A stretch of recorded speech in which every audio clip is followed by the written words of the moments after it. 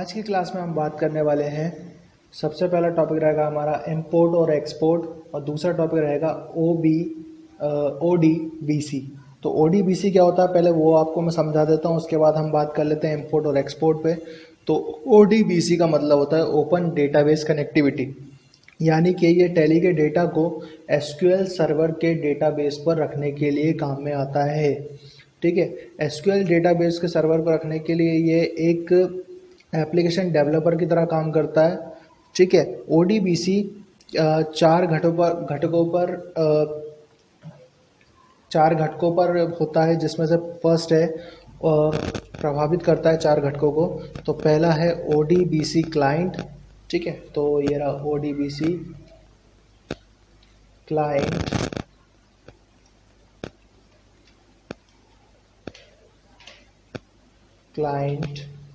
ठीक है, ODBC client. दूसरा इसके अंदर होता है, तो ODBC क्लाइंट होता है इसके अंदर। दूसरा इसके अंदर होता है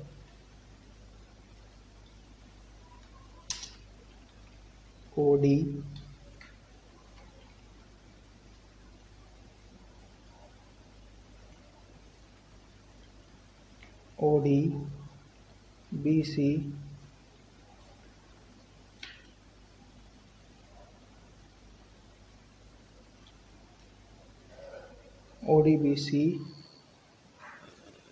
ड्राइवर।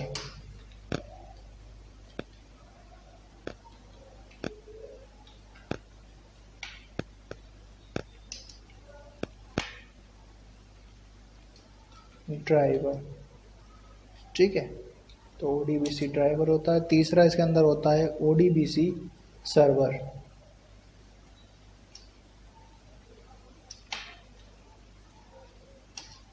तो ODBC सर्वर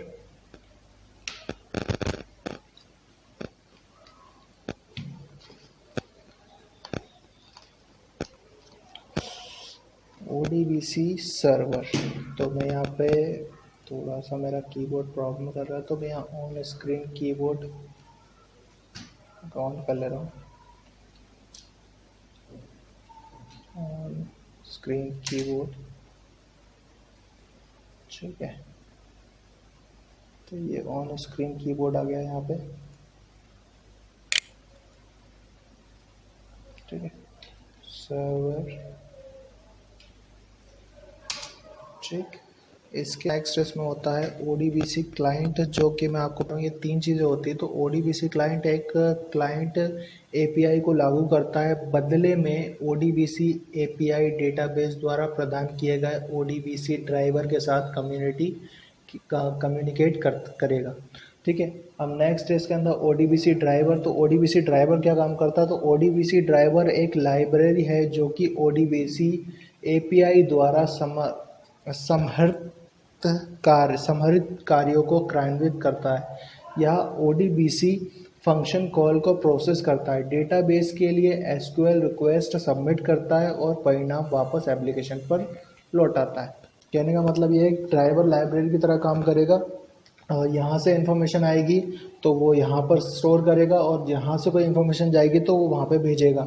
तो अब उसके बाद नेक्स्ट है ODBC सर्वर। तो ODBC सर्वर क्या करता है? तो एक डेटाबेस को ODBC सर्वर का समर्थन करता है, वह SQL को समझ सकता है। सामान्यतः ODBC ड्राइवर क्लाइंट से SQL रिक्वेस्ट सबमिट करता है और SQL रिक्वेस्ट को एग्जीक्यूट किया जाता है और परिणाम ODBC क्लाइंट को वापस दिया जाता है। ठीक है, तो ये कुछ इसकी थ्योरी है, मैं इसको करके बताया तो आपको कैसे करना है। तो इसको करने के लिए सबसे पहले आपको टैली को ओपन करना पड़ेगा। तो यहाँ पे ये टैली ओपन हो जाएगा। ठीक है, इसके बाद आप क्या करेंगे? F12 फंक्शन की का यूज़ करेंगे। F12 फंक्शन की का यूज़ करने के बाद एडवांस एंड कॉन्फ़िगरेशन में जाएंगे, एडवांस कॉन्फ़िगरेशन। ठीक है, और यहाँ पर आपको मिलेगा Tally ERP9 acting as client server and configuration. तो सबसे पहले आप क्या करने वाले हैं यहाँ पर? तो यहाँ पे इसको कर दीजिएगा बोथ। ठीक है, उसके बाद यहाँ पे इनेबल ODBC सर्वर, तो यस करेंगे इसको। उसके बाद यहाँ पे आपकी पोर्ट दिखा देगा आपके टैली की। ठीक है, उसके बाद यहाँ पे सेव चेंजेस को एक्सेप्ट कर लेंगे आप। बस कोई भी चेंजेस आपको यस नहीं करना है, आप यहाँ से एक्सेप्ट करेंगे तो ये ऑटोमेटिकली ये बोलेगा do you want to restart a Tally ERP9 for the change of hard effect. तो यहाँ पर मैं इसको नो करने वाला हूँ क्योंकि मैं इसको अभी इससे कनेक्ट नहीं करना चाहता हूँ, लेकिन आप अगर इससे कनेक्ट करना चाहते हो तो उसको आप यस करेंगे, ठीक है। और नेक्स्ट मैं आपको बता दे रहा हूँ यहाँ पर दूसरा रहेगा एक्सपोर्ट एंड इंपोर्ट डेटा, यानी एक्सपोर्ट करना और इंपोर्ट करना मैं आपको बता रहा हूँ। तो एक्सपोर्ट करने का मतलब मैं आपको समझा देता हूँ। तो एक्सपोर्ट का मतलब होता है डेटा को भेजना और इंपोर्ट करना मतलब लाना, ठीक है। तो सबसे पहले एक्सपोर्ट करने के लिए डेटा को आपको क्या करना है, जैसे आप कोई भी डेटा जैसे नष्ट हो जाने से बचाना चाहते हैं या फिर बाद में कहीं उसको अलग सेव करना चाहते हैं, तो ये उसके लिए एक्सपोर्ट और इंपोर्ट होता है। तो सबसे पहले मैं एक्सपोर्ट बता देता हूँ आपको कैसे करेंगे। तो एक्सपोर्ट करने के लिए जैसे मान लीजिए मैंने यहाँ पर कोई एंट्री की हुई है, जैसे ये डिस्प्ले डेबुक में मैं गया तो ये वहाँ पे बहुत सारी एंट्री रखी है, तो मैं इसको एक्सपोर्ट करना है। तो आपको सिंपली क्या करना है, अल्टर के साथ ई दबाना है। क्या करना है, अल्टर के साथ ई दबाएंगे तो यहाँ पे बाउचर एक्सपोर्ट का ऑप्शन आ जाएगा, ठीक है। तो यहाँ पे ऑलरेडी इसका फॉर्मेट वगैरह दिया हुआ है, ये यहाँ पे एक्सपोर्ट हो जाएगा। और एक्सपोर्ट कहाँ होगा वो भी आपको दिखाई देगा। ये देखिए, जैसे पहले मैंने डेबुक एक्सपोर्ट की थी, अब अकाउंटिंग बाउचर एक्सपोर्ट किया और एक्सएमएल में जाएगा ये, ठीक है। तो एक्सएमएल में आप क्या कर सकते हो, उसको गूगल के साथ देख सकते हो, एक्सएमएल डॉक्यूमेंट है ना। तो ये एक्सपोर्ट करना हो गया। अब इंपोर्ट करने के लिए क्या करना होता है कि इंपोर्ट डेटा नाम का यहाँ पे अलग से फंक्शन दिया होता है। यहाँ पर इंपोर्ट डेटा नाम का एक फंक्शन दिया होता है। जैसे एक्सएमएल कोई फाइल होती है तो एक्सएमएल फाइल को आप यहाँ पर इंपोर्ट कर सकते हो। इंपोर्ट करने के लिए क्या करना पड़ेगा, जाएंगे गेटवे ऑफ टैली पे, इंपोर्ट, हम मास्टर्स कर इंपोर्ट करने तो मास्टर्स, बाउचर्स करने तो बाउचर्स। तो बाउचर्स में जैसे मैं दे देता हूँ, अभी मैंने कौन सा बाउचर एक्सपोर्ट किया था, तो ये मैं टैली RP9 में गया तो मैंने चेक किया यहाँ पे अकाउंटिंग बाउचर, ठीक है। तो यहाँ पे मैं अकाउंटिंग बाउचर लिख दूंगा टैली के अंदर, इसको हटा के